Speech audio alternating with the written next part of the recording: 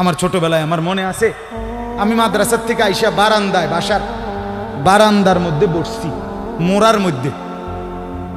কুমিল্লা শহরে আমাদের বাসা ছিল।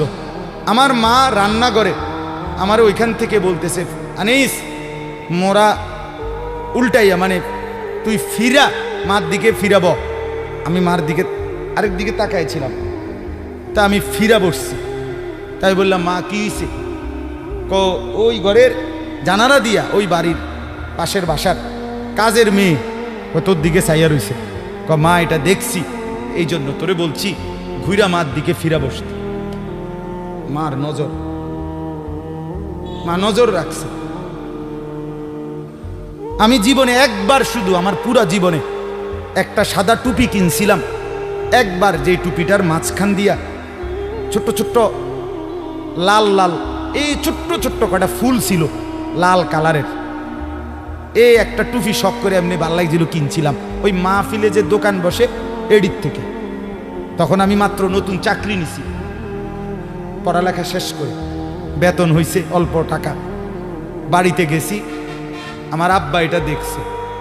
দেখে বিকালবেলা আমার মারে কইতেছে, হেতে যে চাকরি হয়েছে পয়সা হয়েছে বুঝছনি? মারে বলছে। মায়ে কয় না, কি তো হয়েছে? টুপি দেখছো না, টুপি দেখো না, রঙ্গিলা টুপি পিনছে, বুঝাই তো যায় ভূতের বেতন হয়েছে, চাকরি হয়েছে। রাত্রে আসার পরে মা, আমি বাহিরের থেকে আসছি, আরে মা আমারে বলছে, ফুত তোর আব্বা মনে হয় টুপিটা পছন্দ করে নাই, সারা জীবন তোরে সাদা টুপি পরাইছে, তুই কিনলে গায়ে লাল ফুলওয়ালা টুপিটা কিনলি। এই যে খুলে রাখছি, আর কোনোদিন পড়ি নাই। বাবার নজর, মার নজর। আমার ভাই, বাপ মার সেই আদর সোহাগ। আমি জীবনে একবার আমার আব্বারে বলছিলাম, আব্বা আমি একটা মাদ্রাসার ব্যাপারে, যে আমি এই মাদ্রাসায় পড়তাম না, আমরা অন্য মাদ্রাসায় ভর্তি করার। আমার আব্বা বলছিল, ফুত পরের বেলা ভাত আমার ঘরে খাইও না, এক লোকমা ভাত মুখে দিবা না, বাইর তুমি কই ফরবা তুমি বুঝো, ফরলে ফরো, না ফরলে ফিচা দিয়ে ফেরো, কিন্তু আমার ঘরের ভাত খাইও না। আমি যে এনে বলছি এনেই পড়তে হইব না। তো কানতে কানতে, চোখ মুছতে মুছতে সকালবেলা ভোরে চলে গেছি ওই মাদ্রাসায়। বুঝছি বাপ আমার এতটা শক্ত যে আসলেই আমারে বাদ দিবে না। বাবার সেই কঠোর শাসন আজ আল্লাহর কসম মনে হয় আল্লাহর কথা আপনাদের সামনে বলবার তৌফিক দিছে। আজ মা বাপ গাফেল হয়ে গেছে, গাফেল গাফেল। আপন ছেলে, মা বাপ বাইচা থাকতে আপন ঘরে ছেলেটা একদিনও ফজরের নামাজ পড়ে না, মা বাবার কলিজায় কোনো ব্যথা নাই। কেমনে মাইনা নেয় এটা? কিভাবে সম্ভব?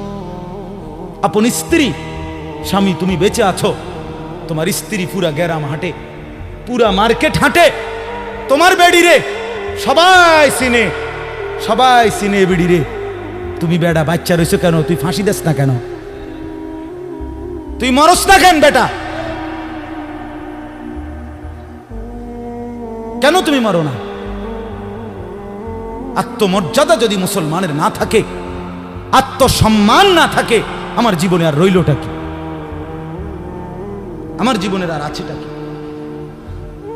এজন্য ছেলেদেরকে বলি, বাপ দিন শিখো, আল্লাহর কোরআন শিখো, নামাজকে ভালোবাসো, চেহারা সুন্দর হবে, আখলাক সুন্দর হবে, দুনিয়াতেও সুখ মিলবে, আখেরাতেও সুখ মিলবে। এই বন্ধুর কথা ফেলে দিও না।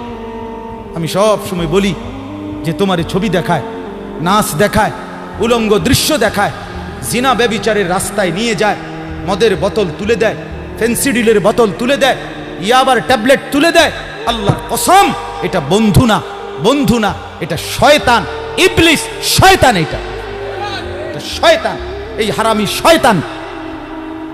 যেই মেয়ে তোমারে বিবাহ বহির্ভূত, যেই মেয়ের সাথে প্রেম করো, এই মেয়ে মেয়ে না, এটা সরাসরি ইবলিস, এটা শয়তান, শয়তান। এটা তোমারে ভালো করবে না। কোরআনে আছে কিয়ামতের দিন অসৎ বন্ধুর কারণে বহু নাফরমান জাহান্নামী পাপী নিজের আঙ্গুল এইভাবে দাঁত দিয়া কামড়াবে, কামড়াইয়া ছিঁড়ে ফেলবে। ইয়াউমা ইয়াআদ্দু যালিমু আলা ইয়াদাইহি, এই আয়াত।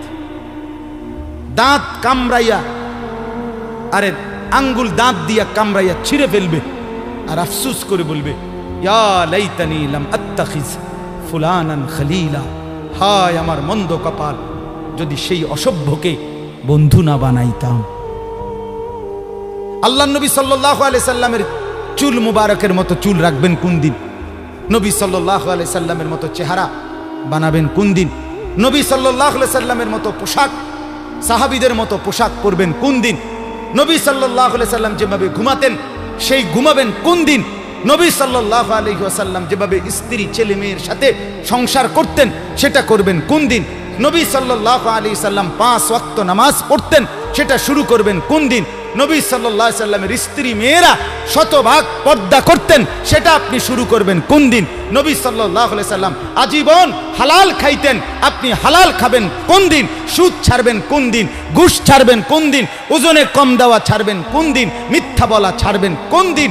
নবী সাল্লাল্লাহু আলাইহি ওয়াসাল্লাম ভিন নারীর থেকে নিজেকে হেফাজত করতেন, আপনি নাচ দেখা, গান দেখা, সিনেমা দেখা, নর্তকী দেখা, নাটক দেখা, জিনা করা, ব্যভিচার করা, অসভ্যতা করা, এটা ছাড়বেন কোন দিন? বলেন আমারে।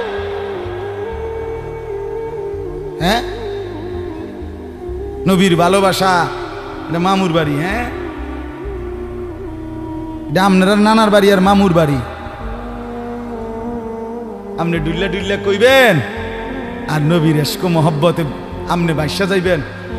চেহারায়, সুরতে, আমলে, আখলাকে জিন্দিগির কোথাও রাসূলুল্লাহ সাহাবীদের তরিকা থাকবে না। আপনি নবী প্রেমিক হবেন, এত বড় মিথ্যা নিজের জন্য ফয়সালা করেন না, নিজের ব্যাপারে এত বড় ভুল করেন না বাপ, নিজের এত বড় ক্ষতি করেন না। অনুরোধ আমার ছেলেদেরকেও বলি, বাপ, এই যৌবন, এই বয়স আল্লাহ তাআলা ইবাদতের জন্য দিয়েছেন। কোরআনুল কারীমে আল্লাহ তাআলা বলেন, সুম্মা নুখরিজুকুম তিফলান, আমি মানুষের সন্তানকে প্রথম মায়ের পেট থেকে বাচ্চা আকারে বের করি।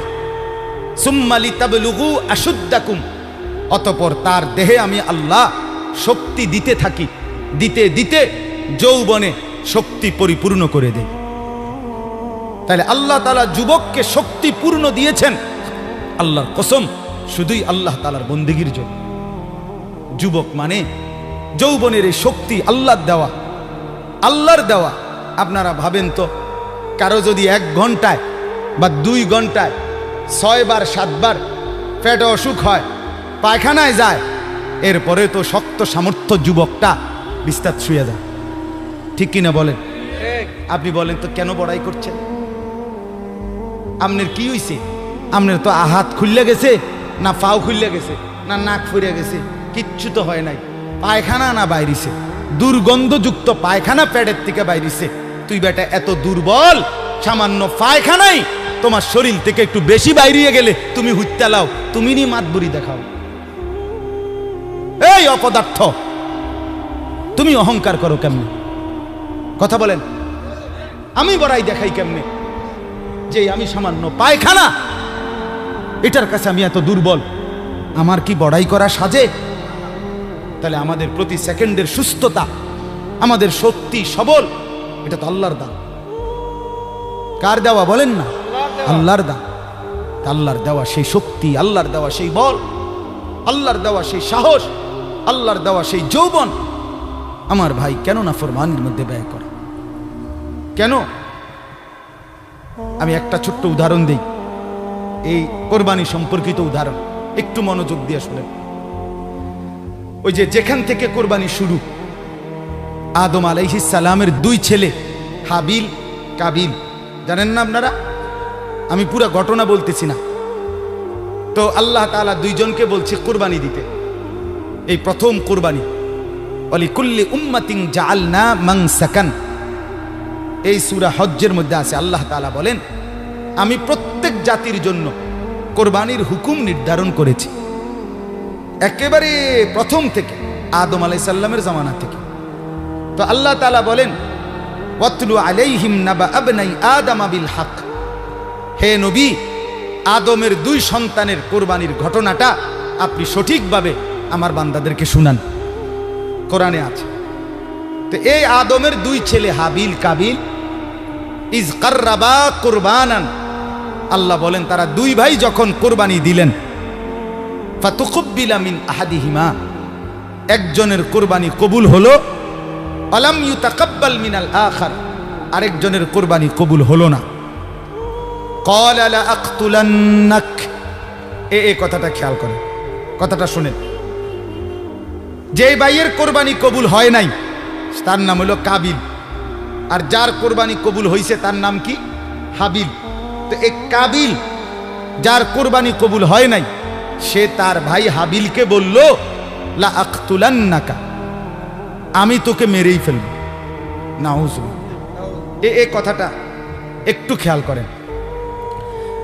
কাবিল বলল আমি তোকে মেরেই ফেলব, হাবিলকে বলছে আমি তোকে মাইরালাম। মানে কি? মানে হইল আমি যেই নারীর প্রতি আসক্ত, নারীর লোভ, আমি তোকে মেরে ফেলবো প্রয়োজনে, এরপরও আমি যাকে চাচ্ছি আমি তাকেই বিয়ে করব। মূল কথা হইল এটা, নারীর লোভ কাবিলকে এ কথা বলায় ফেলছে, আমি তোকে মেরে ফেলবো, বিয়ে আমি করবই, আমি এই নারীকেই বিয়ে করব। অথচ এই নারীকে বিয়ে না করতে নিষেধ করছে এক নম্বরে সরাসরি আল্লাহ, কারণ এটা আল্লাহর হুকুম। বিয়ের যেই পদ্ধতিটা আল্লাহ বলছে, কাবিল তার উল্টাটা করছে, চাচ্ছে, তাহলে এটা প্রথম কার হুকুম? দুই নাম্বার, আদম আলাইহিস সালাম উনি একজন নবী কিনা, তাহলে এটা নবীরও হুকুম। তিন নাম্বার, আদম আলাইহিস সালাম এই কাবিলের বাপ কিনা, এটা বাবারও হুকুম। চার নাম্বার, কোরবানি করো দোনোজনে, যারটা কবুল হবে তার সে বিয়ে করবে, এটা হলো আল্লাহর বিধান, মানে শরীয়ত। এটা কি? শরীয়ত। এই কাবিল এই নাফরমান নারীর লোভে সে বলল আমি আল্লাহর হুকুমও মানি না, আমি নবীর হুকুমও মানি না, আমি বাপের কথাও মানি না, আমি শরীয়তও মানি না, আমি এরই বিয়ে করি। খেয়াল করছেন? নারীর আসক্তি, নারীর লোভ, হারাম প্রেম, হারাম ভালোবাসা তারে কত জঘন্য পরিণতিতে নিয়ে গেছে। সে বলতেছে আমি আল্লাহর হুকুমও মানি না, আমি নবীর হুকুমও মানি না, আমি বাপের হুকুমও মানি না, আমি শরীয়তও মানি না, আমি এরই চাই। এই আজকের যুবক, আজকের নওজোয়ান ছেলে মেয়েদের হালাত এটা। আমি আল্লাহকে মানি না, আমি রসুল মানি না, আমি মা বাবার সম্মান ইজ্জত, বংশের মর্যাদা, গ্রামের ইজ্জত কিচ্ছু মানি না। আমার দরকার আমার মোবাইল, আমার অশ্লীল ছবি, অবৈধ প্রেম, হারাম ভালোবাসা, কোনো মেয়ের সম্পর্ক, জিনা ব্যভিচারের সুযোগ, অশ্লীলতা, বেহায়াপনা, পার্ক, রেস্তোরাঁ, বিনোদন কেন্দ্র, হোটেল মোটেল, অথবা কোনো চিপা গল্লি, অথবা গোপন কোনো অসভ্য জায়গা। আমার দরকার নারী, আমি আল্লাহ মানি না, রসুল মানি না, মা বাপ মানি না, শরীয়ত মানি না, আমি চাই নারীর আসক্তি।